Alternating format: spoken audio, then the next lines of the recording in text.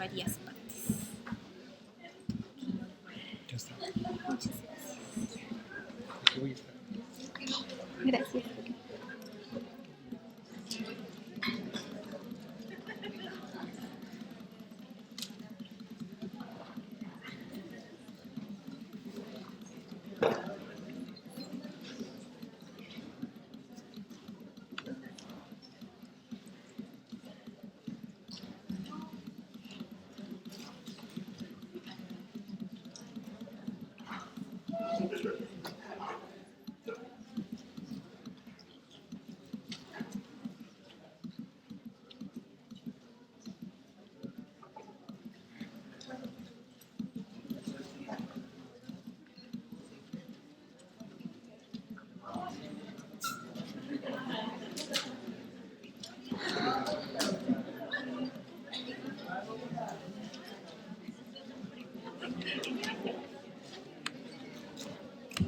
Buenas tardes.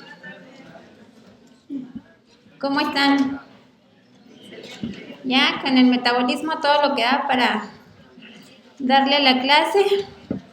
Digo, yo sé que es tarde y nos da sueño después de la hora de comer y 4 horas previas que ya estuvieron aquí sentados.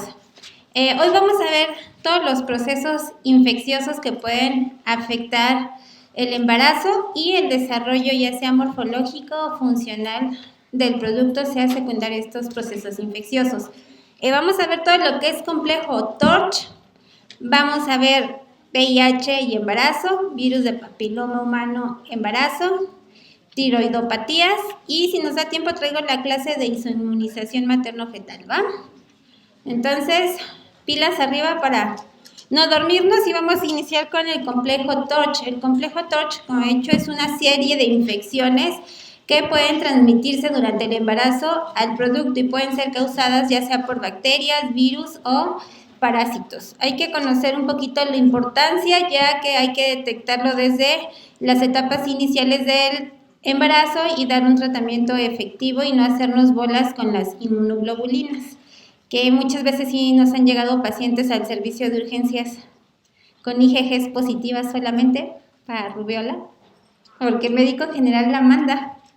Es que tu bebé viene mal, rubiola, se va a malformar y así que ¿qué le dices a la paciente? Pon a estudiar a tu médico, ¿no? Un poquito, pero bueno, sí hay que hacer un poquito aquí diferencia entre cada muestra, entre cada patología. Muchas se llegan a aparecer y a veces en el examen no nos preguntan el signo clave, ¿no? Sino nos preguntan el menos y por ahí es donde nos agarran en bajada, ¿va? Entonces, para hacerlo menos, pues vamos a empezar con un caso clínico y de aquí vamos a ir desarrollando una por una, ¿va? Entonces, dice que es una paciente de 34 años. No, esta es la asmática, perdón. Ahorita se las pongo. Ya me estaba como... ya vean la respuesta. Es paciente de 34 años, es una paciente primigesta, tiene un embarazo de 24 semanas. Acude porque en su ultrasonido reportan un producto con hidrocefalia y calcificaciones intracerebrales. En la sospecha por estas alteraciones que son la hidrocefalia, calcificaciones, pues solicito el perfil TORCH, el cual sale en esta paciente positivo para toxoplasmosis. ¿Cómo esperaría yo si sale positivo a toxoplasmosis encontrar esta serología? IgG positiva, IgM positiva, IgA positiva, IgG en aumento e IgM positiva.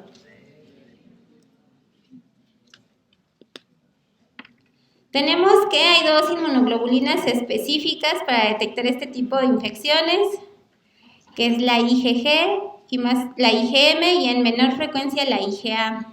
¿La IgG es de infección aguda o ya guarda memoria? Memoria. ¿Y la IgM? Ya ahí está ahí la infección aguda. Entonces la paciente salió ya positiva para toxoplasma. Por lo que nos da a entender el caso, ¿qué esperaríamos encontrar en esta paciente? ¿Cuál, doctor? La letra D, IgG en aumento e IgM positiva. ¿Quién está de acuerdo? Ok, ¿por qué la D, doctor? De inicio, la infección neonatal por toxoplasmosis se genera en la primoinfección materna. No suele presentarse en otras infecciones maternas de toxoplasmosis. Entonces, al ser la primoinfección, tiene que darnos el signo agudo de la infección, que sería la IgM, y la literatura que he llegado a leer menciona que también se puede dar diagnóstico con la IgG en aumento. Exacto, porque ya empieza el cuerpo a guardar memoria. Entonces, en esta paciente embarazada, los títulos positivos de la inmunoglobulina G nos dan la indicación de que la infección es aguda, obvio, en la mamá. Cuando tenemos la IgG positiva, vamos a proceder en forma simultánea a verificar los títulos de la IgM. La positividad de esta, sobre todo, es indicación ya confirmatoria de la infección. IgG es como memoria. Puedo estar teniendo la infección, pude haber tenido ya la infección previamente y me lo está dando. Pero de infección en este momento, tal cual, IgM. Bueno, en esta paciente entonces ya salió positiva para toxoplasma. ¿Cuál sería el tratamiento que utilizarían? Esta es una paciente con 24 semanas de embarazo. Etambutol, sulfadiazina con pirimetamida y agregamos ácido folínico, ya se los puse, metronidazol o albendazol. La B, lo menciona guía de práctica clínica. Etambutol lo llegan a mencionar ¿en qué pacientes? ¿En cuáles? ¿No? Bueno, hay otros tratamientos. El etambutol no es la espiracina antes de las 20 semanas de gestación. Después de las 20 semanas utilizamos el esquema B. Una vez que ya se ha comprobado esta infección por el toxoplasma, que ahorita lo vamos a ir desarrollando, podemos hacer diagnóstico también por la obtención de este protozoario por PCR en líquido amniótico o podemos aislar al parásito en lo que es el cultivo o inoculación al ratón o ya sea por sangre del cordón umbilical del producto. Si tenemos un embarazo antes de las 20 semanas, damos el tratamiento con espiramicina. De lo contrario, como en el caso de esta paciente, el embarazo es mayor a 24 semanas, bueno, mayor a 20, tiene 24 semanas, utilizamos sulfadiazina, pirimetamida y ácido folínico. Entonces, la toxoplasmosis, pues, es la primera letra de este acrónimo de este complejo infeccioso, de la cual es una infección, como dijo nuestro compañero, es inocua del adulto. La mayoría de las veces cursamos de forma asintomática. La infección fetal, ¿cómo se va a dar? Por vía transplacentaria. Esto va a ser secundario a una primoinfección padecida de la madre durante el embarazo. Ya sabemos que el principal reservorio es el gato. ¿Cómo nos podemos infectar? Pues la parte infecciosa son los ooquistes de ese parásito. Esos ooquistes los vamos a encontrar en alimentos crudos, carne cruda, alimentos ahumados, mal cocidos o aquellos vegetales que han sido regados, pues como el nombre lo dice, con agua de riego. ¿Manda, doctor? Y en las excretas del gato. Exacto. Aquí pues existe un riesgo al producto en relación en el momento en el cual va a ocurrir esta infección. Es más común, o sea, es más frecuente que ocurra infección en el último trimestre del embarazo a comparación al primer trimestre. Sin embargo, si yo adquiero la infección durante el primer trimestre, las secuelas para el producto van a ser mayores. Entonces, hay un riesgo de adquirir la infección, o bueno, una incidencia del 15% en el primer trimestre, 30% en el segundo y aumenta el 60% en el tercer trimestre. Pero la gravedad en el producto es mayor si ocurre antes de las 12 semanas. Esto quiere decir en el periodo de organogénesis y que me va a causar abortos o, en su caso, alteraciones morfológicas graves. Nosotros como control prenatal no realizamos el complejo Torch de rutina. Por ahí me habían comentado en cursos previos que en Colombia sí lo llegan a pedir como control de rutina. Nosotros aquí solamente en pacientes que sospechemos que sean de alto riesgo. Mande. Para empezar el manejo con milimetamina y sulfadiazina, ¿es solamente con la edad gestacional, o sea, mayor a 20? ¿O tendríamos que confirmar mediante una prueba de IgM en líquido amniótico? No, normalmente ya con que sea el diagnóstico serológico podemos utilizarlos después de las 20 semanas. Por rutina no utilizamos, digamos, la detección del toxoplasma por líquido amniótico. O sea, se puede hacer, pero de inicio siempre nos quedamos en forma serológica en la mamá.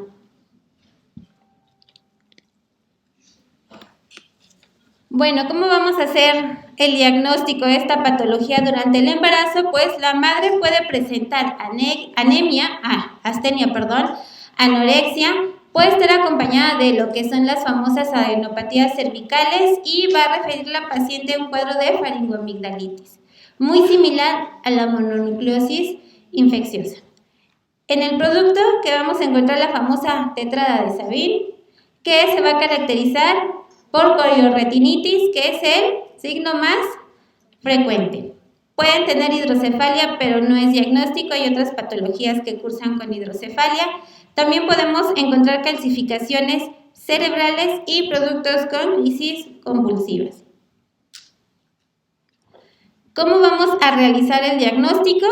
Paciente con factores de alto riesgo, hay que solicitarles durante su primera cita de control prenatal esa serología. ¿Cómo vamos a hacer el diagnóstico? Ya vimos que la IgG tiende a aumentar por la memoria que va realizando y como la infección ya está aguda, la IgM la vamos a encontrar positiva. Si es altamente sospechoso, luego no en todas las pacientes embarazadas lo hacemos, pero podemos realizar para comprobar que existe infección en el producto, realizar una toma de muestra de líquido amniótico o de la sangre fetal. Y aquí vamos a determinar solamente la IgM. Podemos también tomar PCR o cultivos, pero esto es para la infección del producto. El ultrasonido nos va a servir como complemento, sin embargo, no es diagnóstico certero, producto con hidrocefalia o calcificaciones cerebrales dispersas.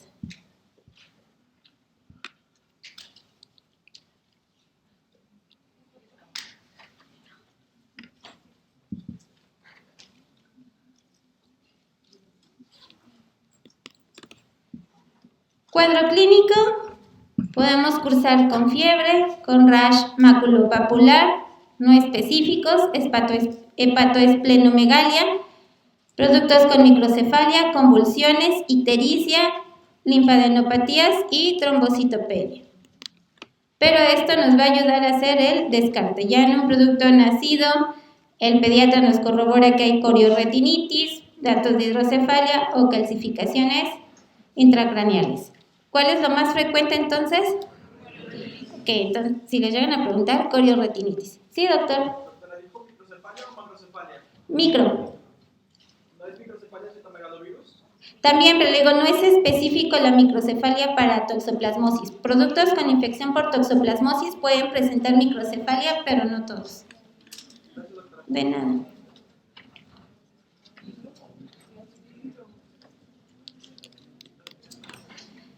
¿Qué molestias podemos tener nosotras, pacientes embarazadas que adquirimos la infección?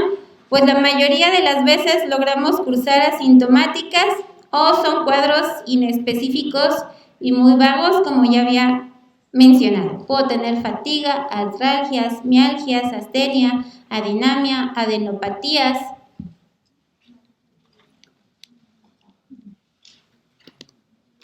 Como vimos, la toxoplasmosis es causada por un parásito que encontramos en aquellos alimentos, carnes crudas o mal lavados. Entonces, como precaución, ¿qué podemos hacer? Pues evitar el consumo de estos alimentos o cocerlos adecuadamente. Las verduras que lleguemos a comprar, pues realizar un adecuado lavado en casa. Obvio, cuando comemos en la calle no sabemos de la procedencia, de cómo viene la verdura desinfectada. Evitar, pues, tener el reservorio. Obvio, no, muchos nos gustan o a muchos les gustan los gatos, no decir adiós a los gatos, ¿no? Sino también a ellos mantenerlos en santa vigilancia, su arena tenerla limpia, limpiar el lugar donde ellos defecan y no dejar las heces al aire libre, que ahí empezaría la forma de infección.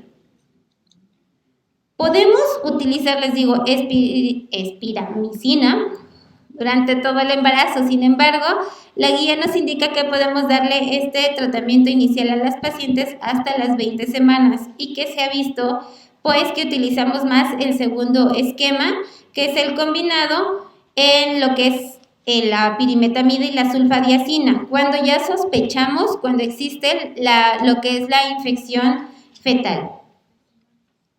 También se recomienda que podemos utilizar ciclos de 3 semanas que podemos ir alternando con la espiramicina hasta el final de la gestación. ¿Por qué utilizar ácido folínico? Pues para recompensar esa supresión medular que hace lo que es la pirimetamina.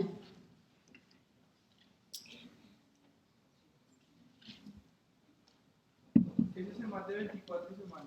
Más de 20 semanas el combinado. Y si sospechan que ya realmente existe infección en el producto, es el ideal.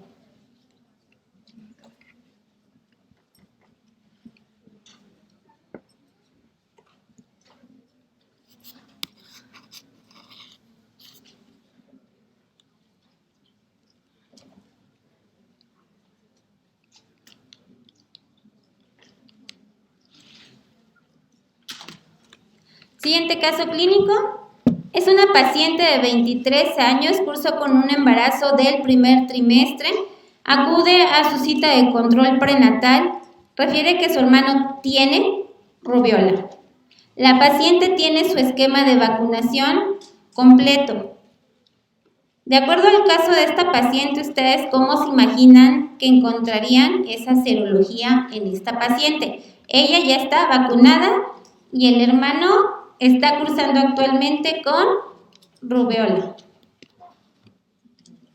IgG positiva e IgM negativa, IgG positiva, IgM positiva, IgG negativa, IgM positiva o solamente IgM positiva. ¿Por qué, doctora? Porque ya tiene la vacuna, por lo tanto debe tener memoria inmunológica, y la IgM negativa porque no está cruzando con infección activa. Exacto, apenas el hermano trae la infección, aparentemente pues no tiene todavía datos de contagio, nada más tiene la memoria, entonces saldría IgG positiva e IgM negativa.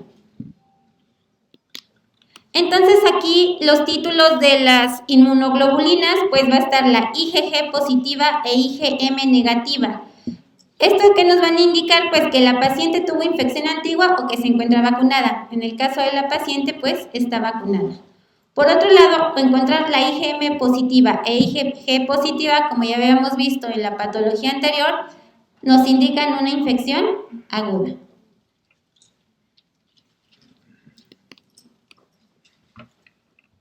La rubiola pues es una enfermedad exantemática causada por un virus. Sin embargo, pues sí llega a causar también en los productos malformaciones. Aquí en México utilizamos un esquema de vacunación triple. Lo ideal es en aquellas pacientes que estén en edad reproductiva poner la vacuna y recomendarles que no se embaracen dentro de los 3 siguientes meses. Sin embargo, ha habido muchas pacientes que se vacunan con esta, por así decirlo, tipo de vacunas, se embarazan inmediatamente o las vacunamos estando embarazadas y ellas no saben y no hemos encontrado alteraciones en el producto. Entonces, esta paciente tiene 8 semanas, está en pleno periodo de organogénesis. Entonces, aquí nos pregunta cómo pudiera afectar la rubiola en caso de que este hermano infectara a la embarazada.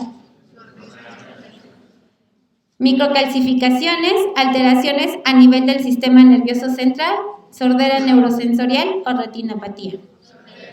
¿Cuál es lo más frecuente en rubiola? La sordera. Entonces, como estamos en esta etapa en plena organogénesis, los productos de 8 semanas de gestación o menores tienen una alta probabilidad, o sea, hasta un 80% de presentar sordera neurosensorial. ¿Cómo se transmite la rubiola, doctores? Por secreciones, por rash, así, flush, como lo conocen, ¿va? De ahí, una vez adquirida la infección, puede diseminarse de forma hematógena. La infección por el virus de la rubiola tiene un periodo de incubación de 2 a 3 semanas. Los síntomas llegan a aparecer de 2 a 3 semanas después de la inoculación. El periodo contagioso de esta infección va de 7 a 10 días.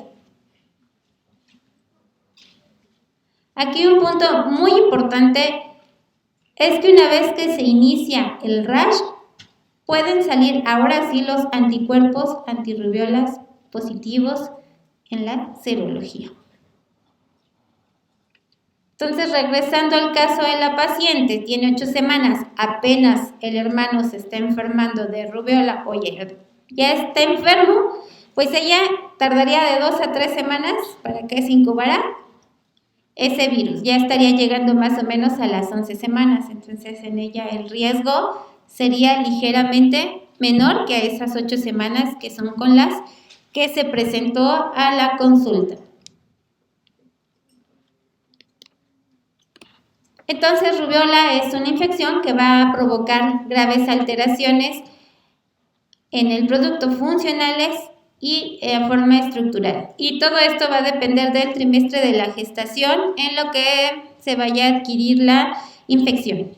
Si la infección se adquiere a las 8 semanas o antes, pues el 80% de los productos tienen esa probabilidad de presentar el signo más común, que es la sordera neurosensorial. Ya de la 9ª a la semana 13, estas malformaciones van a ser menos graves. Una vez que nosotras como mujeres embarazadas adquirimos esta infección, ¿cómo la vamos a manifestar? Igual son signos y síntomas inespecíficos. Malestar general, cefalea, artralgias, mialgias, ese rash que dijimos que a partir de que aparece el rash salen los anticuerpos positivos, que es un rash maculopapular de forma diseminada, no da comezón e inicia en la cara. Podemos tener fiebre, coriza y adenomegalias.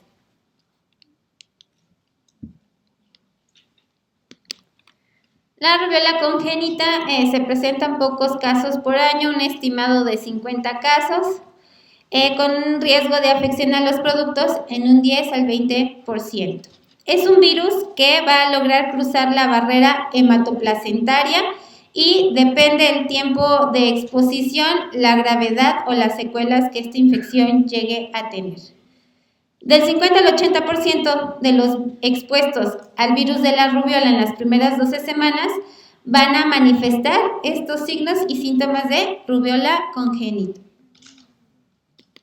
Y va a ir bajando este riesgo a un 54% en el inicio y al final, hasta el final del primer trimestre, al inicio del segundo trimestre.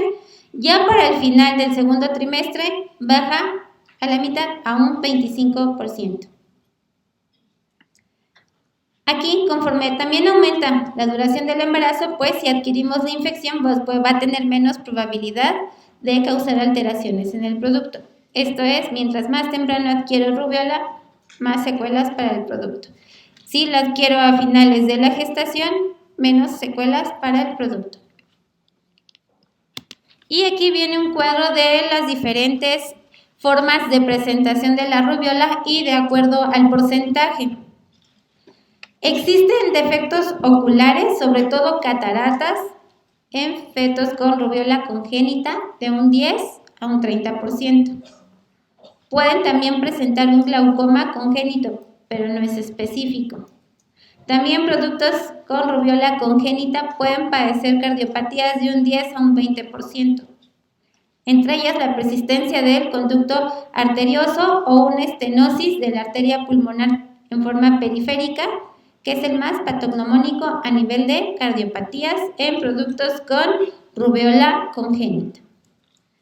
El que está marcado en negritas pues es la sordera neurosensorial, que se llega a presentar de un 60 hasta un 80%.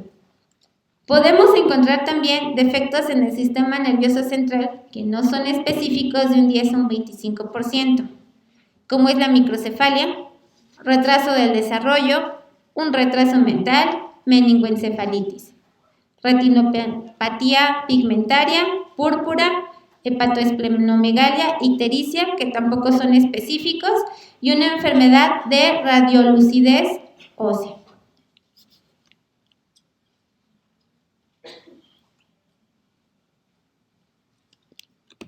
¿Cómo vamos a hacer el diagnóstico? Es con un título de menor a 1/16 que indica susceptibilidad a la infección. Una IgG positiva con IgM negativa ha pasado la infección y está vacunada. Una IgM sobre todo es lo que hemos venido viendo, es la que me indica que hay una infección activa, una infección aguda, y en el producto habrá que realizar esta IgM y posteriormente la prueba de ELISA.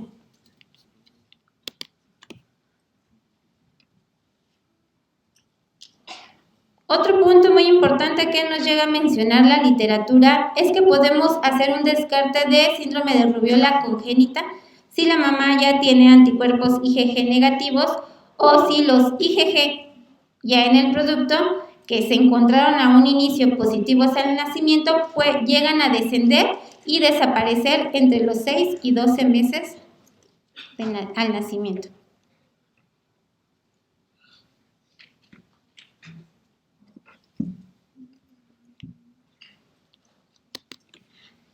No existe un tratamiento específico para tratar lo que es la rubiola. Sin embargo, como control, pues toda mujer en edad reproductiva, recomendarle vacunarse y esperar para poder embarazarse unos 3 meses.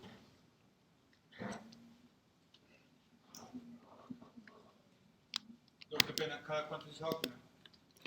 O sea, después de cuando acaba memoria inmunológica en una mujer, ¿y cada cuánto se la recomendaría? Yo la recomendaría cada 5 años. No hay un momento específico por el cual estarla poniendo o que nos indique las guías de práctica clínica, pero 5 años. Prevención, ya vimos que debe de existir una consejería previo al embarazo. Aplicar esta vacuna 3 meses antes de si deseo el embarazo.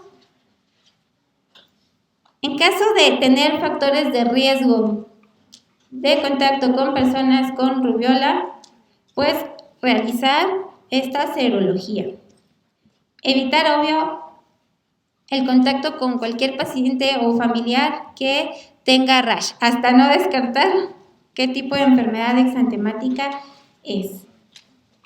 Y bueno, existe la presentación de la vacuna para rubiola monovalente o sarampión y rubiola, que es la bivalente, y la que ponemos aquí más frecuentemente es la triple viral, que es sarampión, rubiola y la de los paramyxovirus.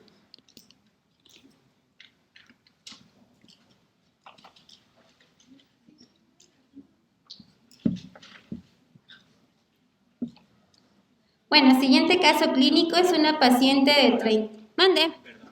Sí. En el caso de rubéola, ustedes toman serología a las no vacunadas. Y en el caso de toxoplasma, ¿a quién consideran ustedes de riesgo? ¿Solo los que tienen gato? Sí, solamente la que pudiera por ultrasonido revelarte alguna malformación en el producto, o las que están en contacto con gatos, o que tú veas que tiene artralgias, mialgias, cefalea y que no es un cuadro compatible con un cuadro infeccioso de vías respiratorias. ¿Va? No, de nada. Bueno, tenemos siguiente caso, es una paciente de 32 años, es una gesta 2 para 2. Tiene un producto ya con microcefalia, ictericia, hepatoesplenomegalia y finalmente este producto fallece complicándose por una coagulación intravascular diseminada. Pensando por esta ictericia, hepatoesplenomegalia y alteraciones a nivel de la coagulación, ¿en qué patología estaríamos pensando? Herpes simple me causa hepatoesplenomegalia e ictericia en el producto. Citomegalovirus, toxoplasmosis, rubiola, pues no es tan específico, ¿ok? Entonces es más de citomegalovirus.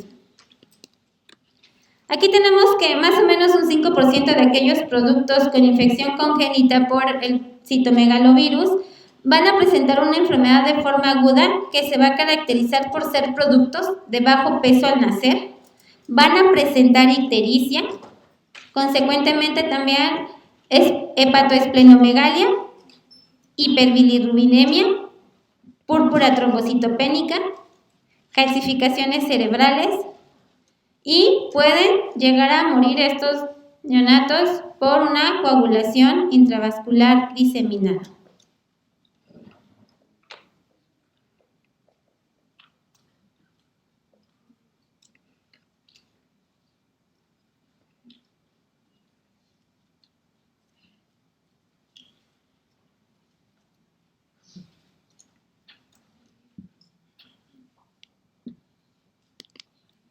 La infección por citomegalovirus normalmente pasa por una infección asintomática.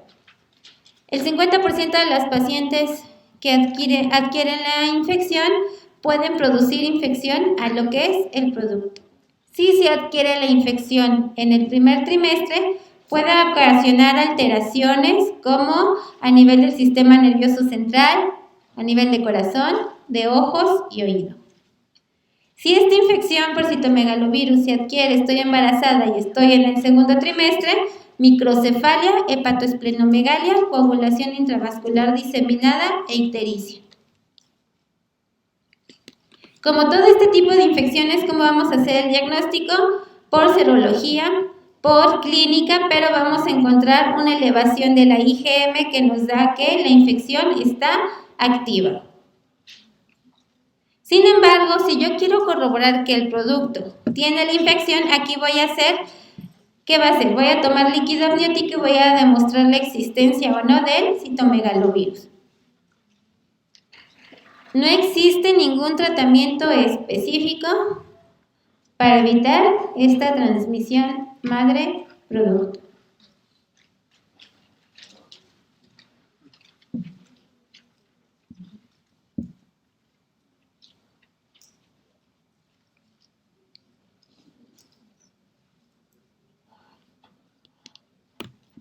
Bueno, siguiente caso es una paciente 19 años, gesta 4, con 3 partos, tiene un embarazo del segundo trimestre, es una paciente multípara,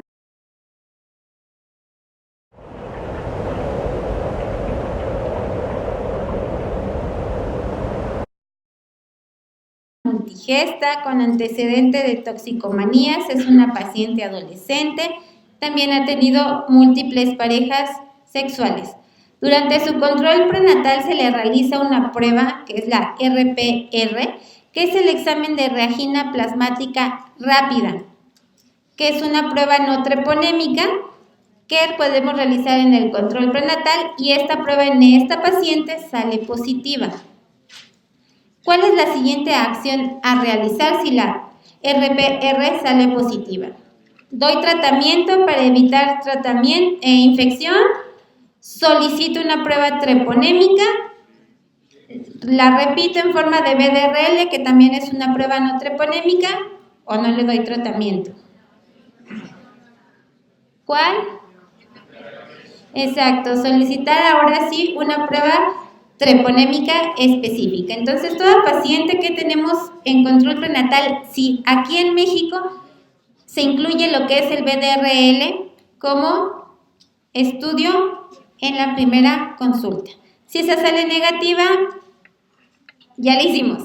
Si llegara a salir positiva, que muchas veces también pueden haber falsos positivos, sí hay que tomar una prueba treponémica.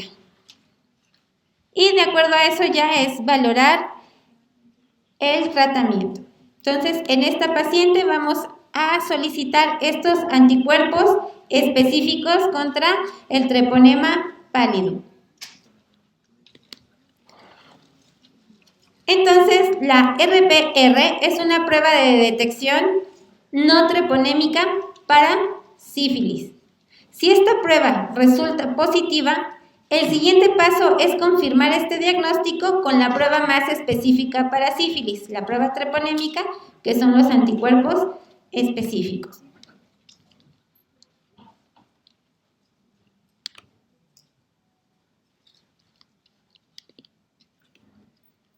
En este mismo caso, reportan esta prueba treponémica positiva.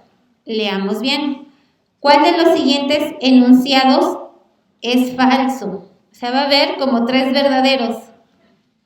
¿El VDRL y la RPR son pruebas no treponémicas? Sí.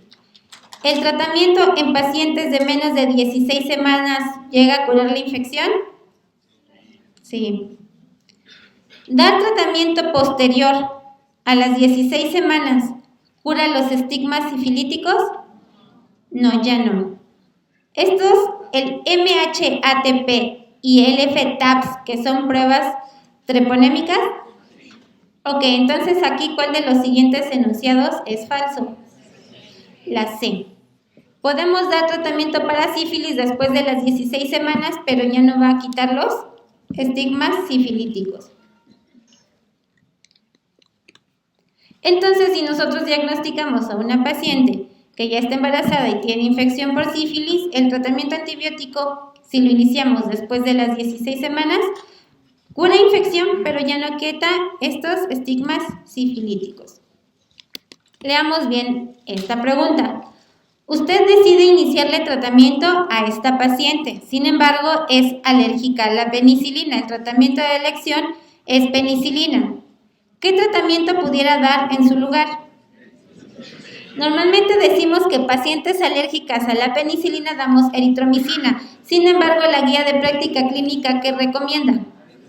Desensibilizar a la paciente a penicilina porque no se ha visto mejoría con eritromicina. Pero si les llegaran a poner así y no les ponen desensibilización, sería eritromicina. Pero si les ponen desensibilización a penicilina y eritromicina, lo ideal es la desensibilización.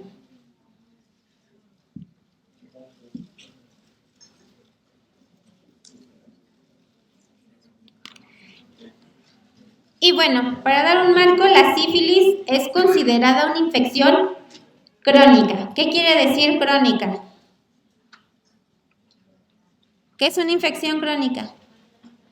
¿Qué es de? Larga duración. Y es originada por una espiroqueta. Las espiroquetas, ¿qué son? Bacterias. ¿Forman parte de?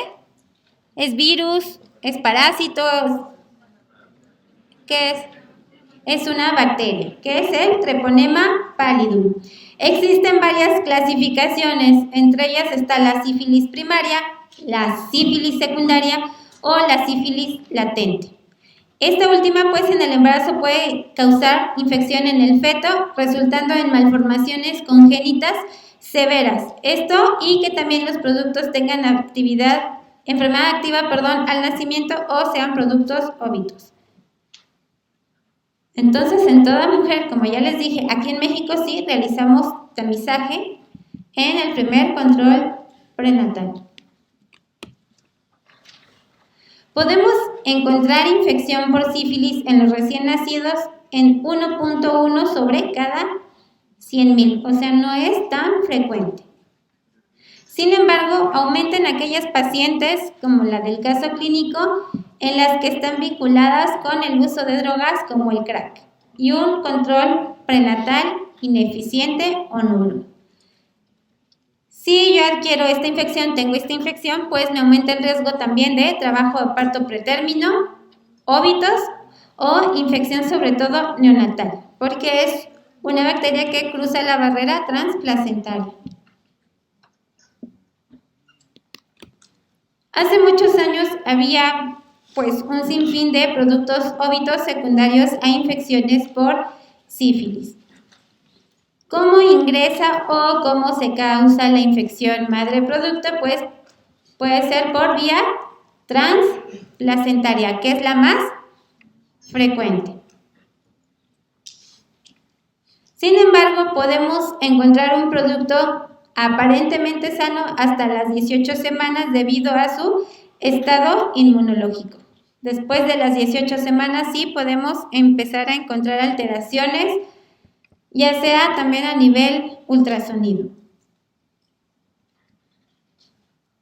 Si obtenemos un producto con sífilis, que vamos a encontrar afectaciones a nivel hepático, podemos encontrar anemia, trombocitopenia, ascitis e hidrosis.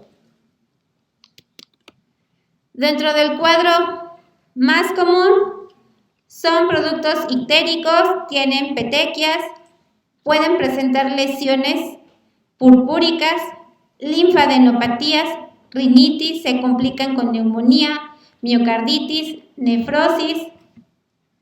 Podemos encontrar al alumbramiento una placenta grande, pálida, las vellosidades son muy gruesas, tan cuadradas.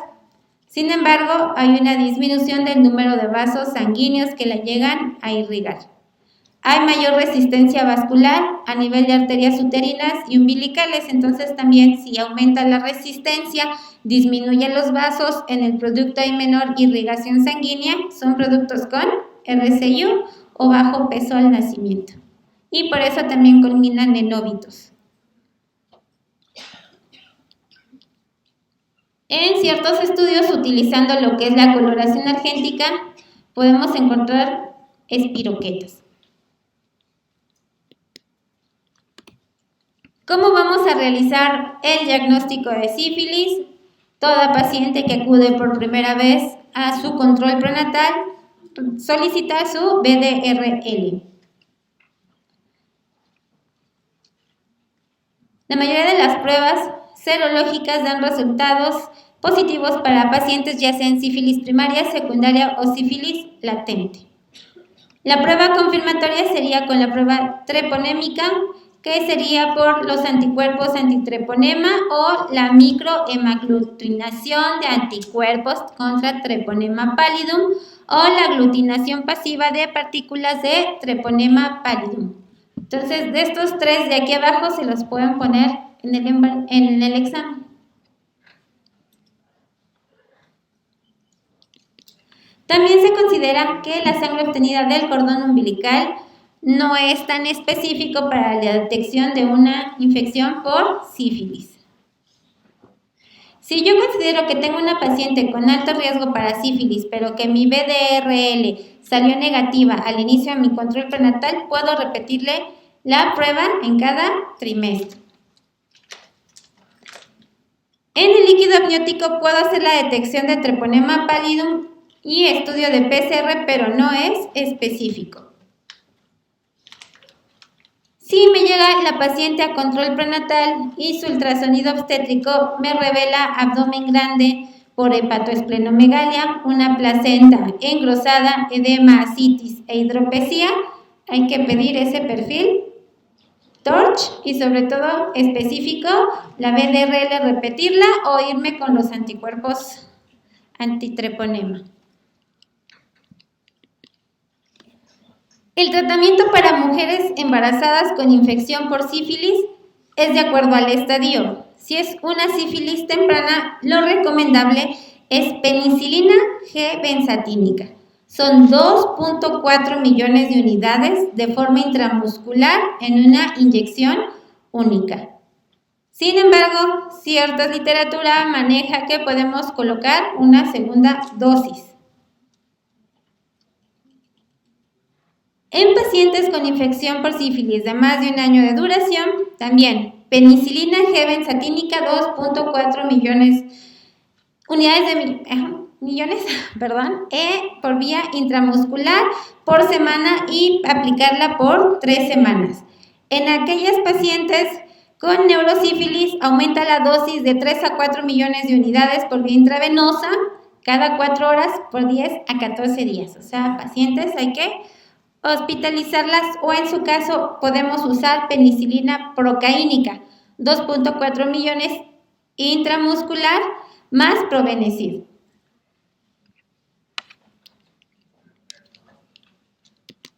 Y como ya habíamos comentado, ¿qué vamos a hacer con aquellas pacientes que son alérgicas a penicilina?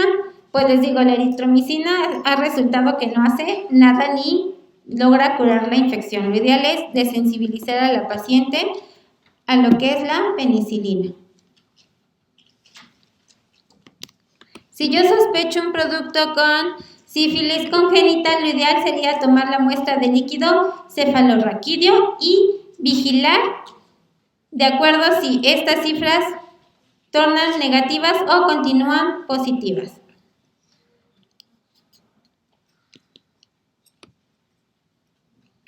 Entonces, para seguir este cuadro que debo de realizar, pues una prueba no treponémica, BDRL, RPR, en toda paciente que acude por primera vez a control prenatal. Cuadro clínico. Puede cursar la paciente con lesiones cutáneo-mucosas, producto con osteocondritis o hepatoesplenomegalia. El diagnóstico, primero pruebas no treponémicas, si salen positivas, hago una prueba treponémica, que son las pruebas específicas. El tratamiento de elección ya vimos que es la penicilina. Si inicio el tratamiento antes de las 16 semanas, curo la enfermedad. Si lo indico después de las 16, curo la enfermedad, pero ya no quito los estigmas sifilíticos. Y queda todavía, les digo, en duda el uso de la eritromicina. Sí. Es ir colocando con dosis diarias penicilina hasta que la paciente tolere, pero eso sí lo debes de hacer en hospital. Mande. En la diapositiva del tratamiento, usted decía que se recomienda que en pacientes con una infección mayor de un año, las 3 dosis. Y una paciente que nos llega a la primera consulta del control prenatal, si tenemos una RPR positiva, ahí sabemos si es una infección temprana. De acuerdo al interrogatorio que tengas con la paciente y de acuerdo si tuvo contacto con nuevas parejas de reciente tiempo para acá, uso de alguna droga en forma intravenosa y si tuvo aparición de máculas. Lo ideal nada más es dosis única, si no sabe el tiempo de evolución.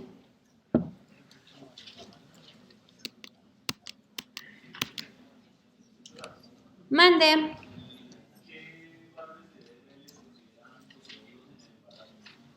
Mayor a 1 sobre 16. Sí.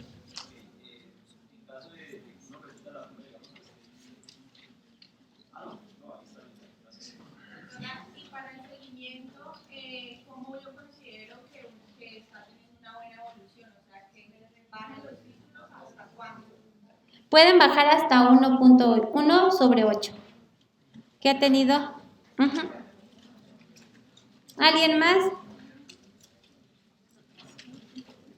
¿No? Bueno, vamos por la siguiente tipo de infección. Es una paciente de 20 años, gesta 2 con un parto previo, tiene ya un embarazo de término. Esta paciente acude por presentar dermatosis, la cual se caracteriza por pústulas, vesículas y costras. Se acompaña además de fiebre. Estuvo en contacto con un niño con varicela hace 2 días. La paciente niega en su vida haber padecido varicela. Para ustedes, ¿cuál sería la medida a seguir para evitar la infección neonatal? No hay peligro de infección. Hidrato y doy paracetamol. Doy aciclovir o doy gamaglobulina.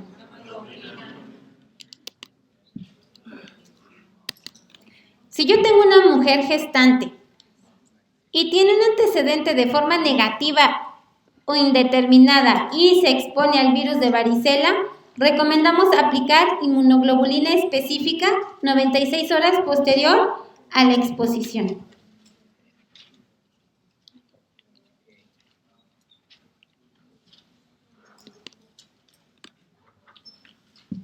Entonces, como hemos estado viendo a lo largo de la clase, ante un contacto, la gestante va a presentar IgG positiva e IgM negativa.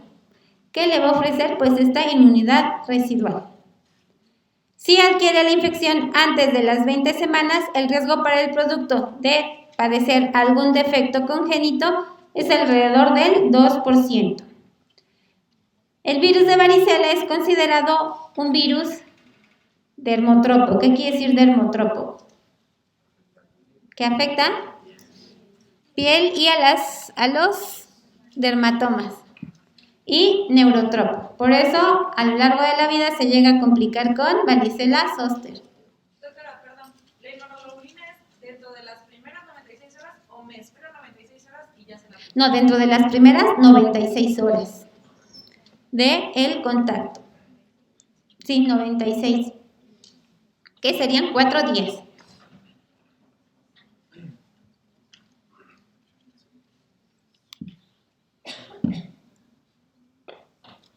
Eso sí, a lo largo de mi formación como residente y como médico me ha tocado pacientes que llegan a presentar la infección por varicela en el segundo o tercer trimestre, que son los casos que más vi, y sin ninguna alteración a nivel del producto. ¿Cómo fueron tratadas?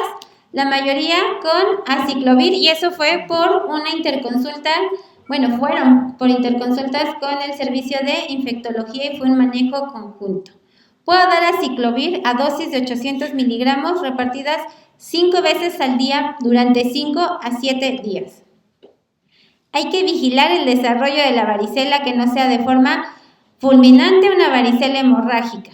¿Cómo? Descartando o controlando fiebre alta, valorando que no se complique con una neumonía varicelosa o, en su caso, un herpes zóster. Aquí nos comentan, ¿cuándo podemos también, además, administrar globulina si el cuadro aparece las 3 semanas previas al parto? Para evitar también varicela neonatal. Porque luego hay pacientes que ni van a control, llegan y te dicen, sí, estuve expuesta con mi primo hace un mes, 3 semanas, y ahorita vengo y... Entonces también en ese caso podemos administrar lo que es gamma-globulina.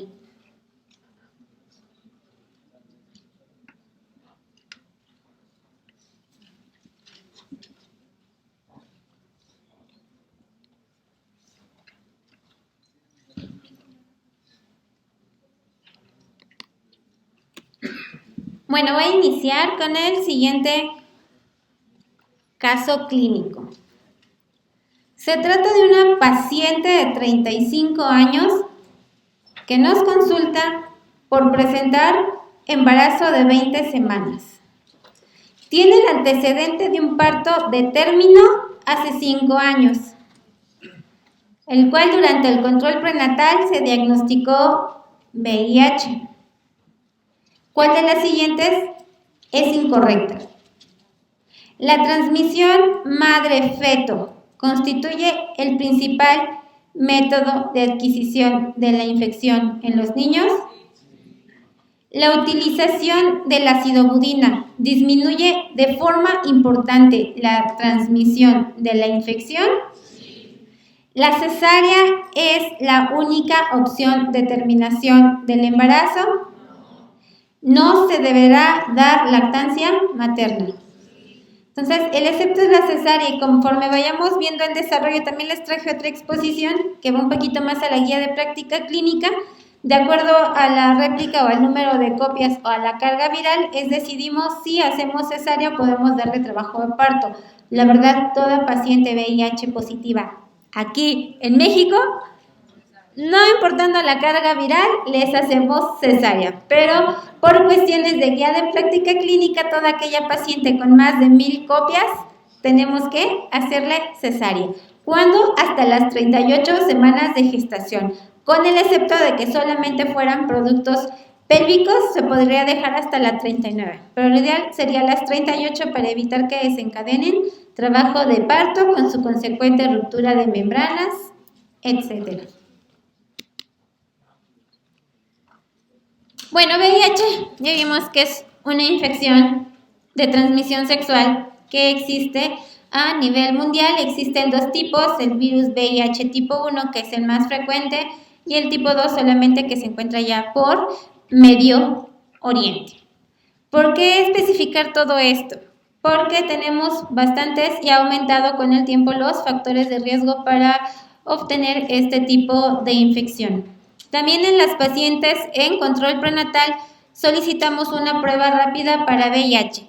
Esto es previo consentimiento informado. Si la paciente no quiere, pues habría que respetar, pero lo ideal es en todas. Si esa paciente es de alto riesgo y en esa primera consulta no quiere tomarse la prueba rápida, hay que esperar el segundo trimestre o antes del inicio del trabajo de parto, tercer trimestre, volverla a tomar. Si es paciente que dice, es que mi esposo es de pues los que se van allá a Estados Unidos y regresa al año, o pues la verdad es que mi esposo me pone el cuerno, o a lo mejor yo también me inyecto ciertas sustancias y comparto agujas, ¿no?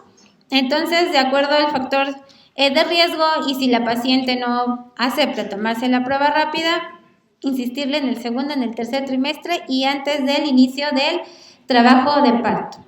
El VIH, como los demás infecciones que vimos, no va a causar en sí malformaciones al producto. Sin embargo, va a aumentar el riesgo de la madre transmitirle la infección.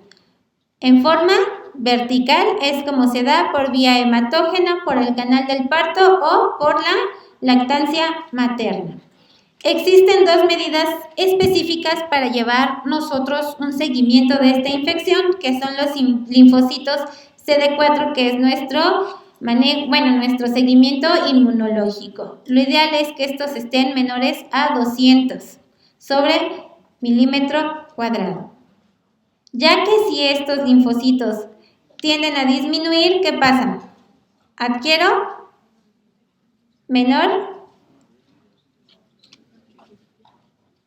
¿Qué hago? Si están los linfocitos, van baja y llegan menores a 200, mis defensas bajan y soy más propensa a adquirir infecciones o patologías oportunistas en las mujeres embarazadas que, por ejemplo, tuvieran una infección por virus de papiloma humano. Es que me hice una colposcopia hace 2 años, tengo VIH y tenía virus de papiloma. Lo ideal es tomarle una citología cervicovaginal en el embarazo a las 8 semanas, a las 28 semanas y después de las 6 semanas posparto, porque esa inmunodepresión me puede dar un CACO o un CA de vulva.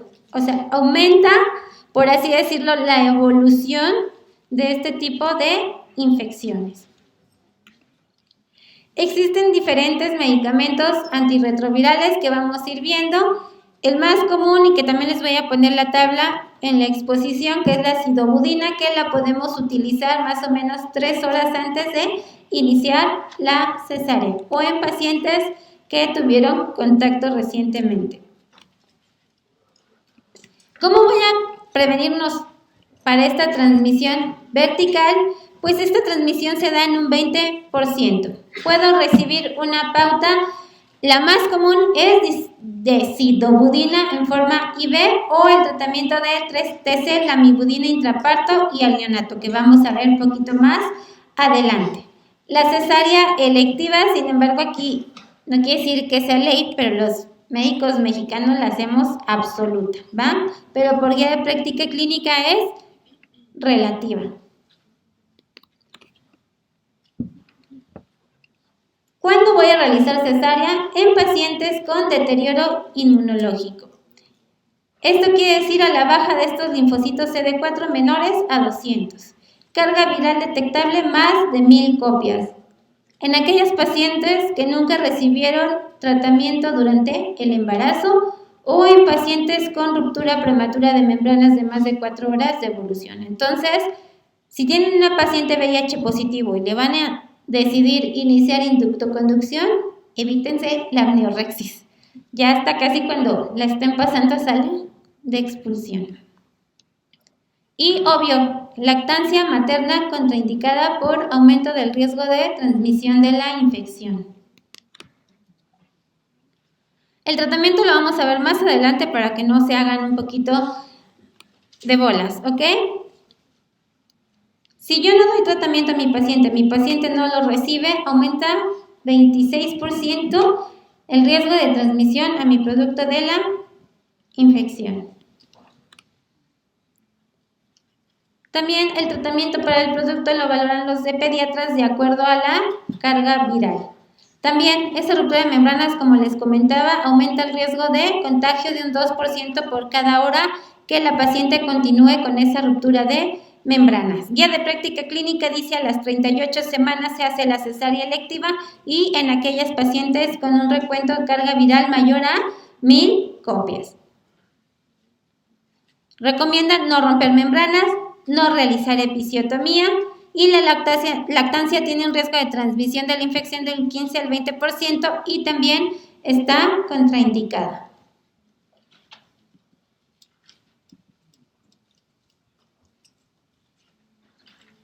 Ahorita no se preocupen con VIH, les voy a poner una exposición al regreso, ¿va? Por los cuadros de guía de práctica, para que no se hagan bolas, viene el cuadro de los dobles o triples tratamientos antirretrovirales. Bueno, otra infección que también ha ido en aumento y en boga es la infección por virus de papiloma humano, que también a las pacientes pues les deja un poco aquí de incertidumbre e inquietud. Entonces, como su nombre lo dice, es un virus que se adquiere ya sea por transmisión sexual y al producto durante el canal del parto. Es un virus que no lo adquirimos en las albercas, es un virus que no lo adquirimos en los baños públicos, ¿ok? Solamente a las mujeres ingresa por vía sexual. Existen factores de riesgo. Uno de ellos, bueno, ya sabemos, al iniciar relaciones sexuales a edades tempranas. ¿Por qué aumenta ese factor de riesgo? Dirán, bueno, si inicié y nada más tengo una pareja, ¿qué tiene que ver? Fisiológicamente y anatómicamente, si ustedes se imaginan un cérvix, el cérvix tiene dos tipos de epitelio. En el exocérvix tiene epitelio plano estratificado no queratinizado y el endocérvix, que es el canal cervical, hay epitelio cilíndrico. Entre la unión de estos dos epitelios, conocido como zona de transformación, es donde se da más la infección. En pacientes menores a 21 años, esta zona de transformación está expuesta, digamos que está afuera, que es lo que ustedes conocen como una úlcera fisiológica o el famoso ectoprión. Entonces, durante las relaciones sexuales, pues, vilmente hay como una lesión por parte del pene a ese tejido, lo hace sangrar. Si la pareja está infectada, entra rápidamente el virus y empieza a replicarse. Por eso es el factor de riesgo iniciar vida sexual a edad temprana, porque fisiológicamente ese tejido está mayormente expuesto. ¿Por qué también en pacientes multíparas? Porque en partos repetitivos fisiológicamente también ese epitelio se vierte y está expuesto. ¿Por qué los hormonales están también considerados como factor de riesgo? Porque también los combinados que hacen que se vierta ese tejido. O sea, pacientes que toman anticonceptivos hormonales tienen su ectoprión o su úlcera fisiológica. ¿Qué es el VPH? Pues es un virus de la familia DNA. No existen 100 tipos, existen más de 250 tipos y los clasifican de bajo y de alto riesgo. Los de bajo riesgo los hacemos un poquito al lado, sin embargo existen dos muy comunes que son de bajo riesgo, que es el 6 y el 11 y me van a causar lo que son las verrugas genitales o los famosos condilomas. Que en pacientes que están en trabajo de parto y yo encuentro a la exploración vulva infestada de condilomas, hago tacto vaginal y hay demasiado condiloma, ni se les ocurra darle parto a la paciente. háganle cesárea, que esa sí sería la indicación para cesárea. Abundantes condilomas u obstrucción del canal de parto por este tipo de verrugas.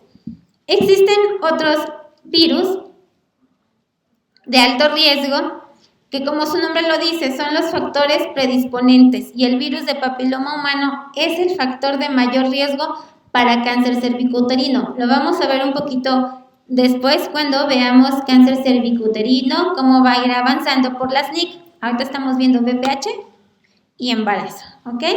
Los más comunes y los más oncogénicos son el 16 y el 18. Existen las vacunas para este tipo de virus, para bajo riesgo, que es Cervarix, que nada más cubre a virus de 6 y 11. O sea, si nosotros nos vacunamos con Cervarix, me va a evitar la transmisión de 6 y 11, o sea, condilomas, pero no me va a evitar la infección por 16 y 18. La ideal es Gardasil, que es la cuádruple. Me protege contra 6, 11, 16 y 18. Ojo, en mi colposcopía puede salir una lesión sugestiva para virus de papiloma y ustedes van a decir, pero estoy vacunada. Sí, estás vacunada para el 16 y el 18. Sin embargo, puedes tener un número 52 de bajo riesgo y esté la infección ahí en tu cervix, ¿ok? Entonces, las vacunas no quiere decir que no me va a aparecer papiloma en mi cuellito, sino me está protegiendo la vacuna para los de alto riesgo nada más. ¿Está indicada o no está indicada la citología como escrutinio en toda paciente embarazada? No. O sea, citología cervical solamente en pacientes con alto riesgo o antecedentes, ya sea mamá, hermanas embarazadas y que refiere a tengo un ASCUS, un NIC1, un NIC2, ¿sabes qué? Si embarazada, te tengo que tomar la citología. Mientras, no. O sea, no es de estarle tomando a todas. Tanto citología cervical como colposcopía son estudios complementarios. La citología hace un raspado de las células y la colposcopía, por medio de dos sustancias, vemos la superficie, vemos si hay mosaico, vemos los vasos, vemos ese ectoprión y logramos visualizar si hay o no zona de transformación. Si logramos ver zona de transformación, son las famosas colposcopías adecuadas. Cuando les reportan colposcopía no adecuada o no satisfactoria es porque no logramos ver esa zona de transformación. Entonces, si no logré ver zona de transformación, menos voy a detectar si hay una infección ahí por virus de papiloma humano. El diagnóstico, ¿cómo se hace en forma definitiva por una infección de virus de papiloma humano? La biopsia. Por si se los llegan a preguntar. El diagnóstico definitivo es con biopsia. Ya cuando veamos CACU y embarazo, vamos a ir ampliando un poquito este tema. Sí existe transmisión vertical, como les explicaba, sobre todo por canal del parto. ¿Y qué complicaciones pueden tener los hijos de madres con virus de papiloma humano? Pues ellos pueden adquirir una papilomatosis laríngea.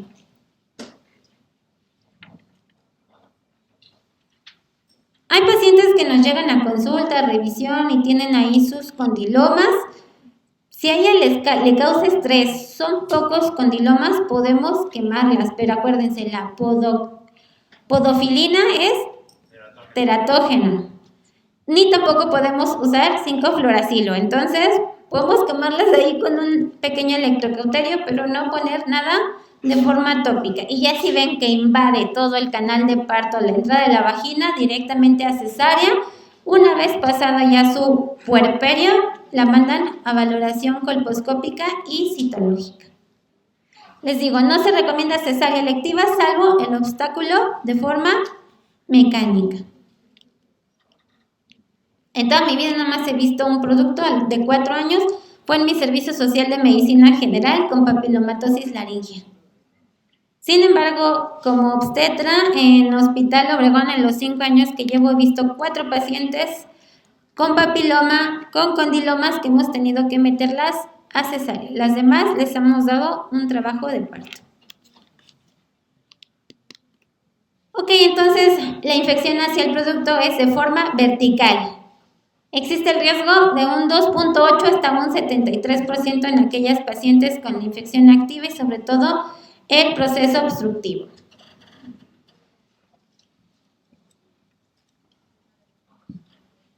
Para que mi producto adquiera la infección de papiloma o que yo la encuentre en forma laringea, es 1 entre cada 400 hijos de madres infectadas por virus de papiloma humano.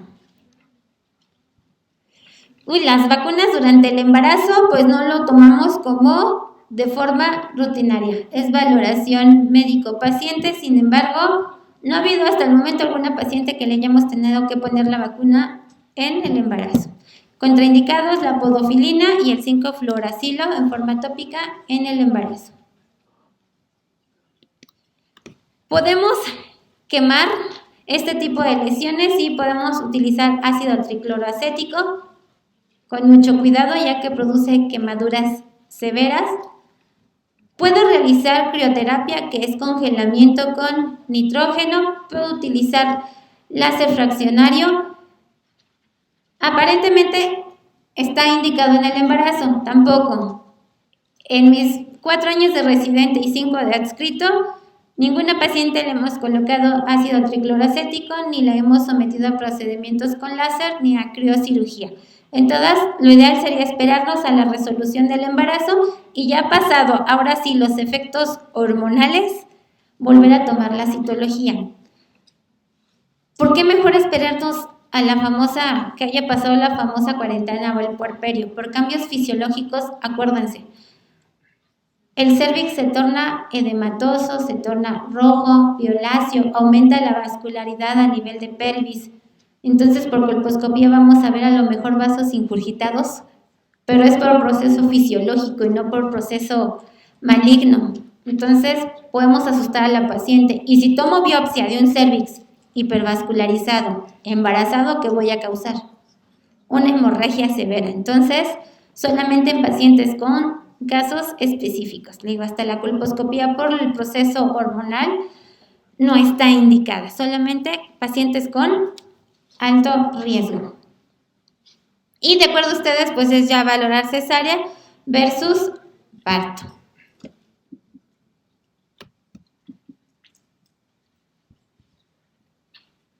¿Alguna duda hasta aquí? Piensen. Sí, doctor. Si, por ejemplo, en el examen nos ponen como una opción de tratamiento en una paciente que todavía tiene tiempo para el trabajo de parto, unas 37 semanas. Nos ponen, por ejemplo, como opción de tratamiento el resecado de las lesiones y nacer por parto. ¿Sería, por ejemplo, esa nuestra opción de elección? Exacto, tienen que ponerte el número de lesiones si te invaden el canal de parto. No, si te dicen tiene 2, 3 lesiones agrupadas pero menores a 2 centímetros, una en labio derecho y otra en área interglútea, lo ideal es que puedes resecarla y darle parto a la paciente. Nada más. ¿Alguna otra pregunta? ¿No? Bueno, vayan a descansar un ratito. Vamos a seguir con las tiroidopatías. Ahí me voy un poquito más lento y les voy a meter la expo de VIH, sobre todo el tratamiento retroviral. Y si nos da tiempo, me voy con isoinmunización.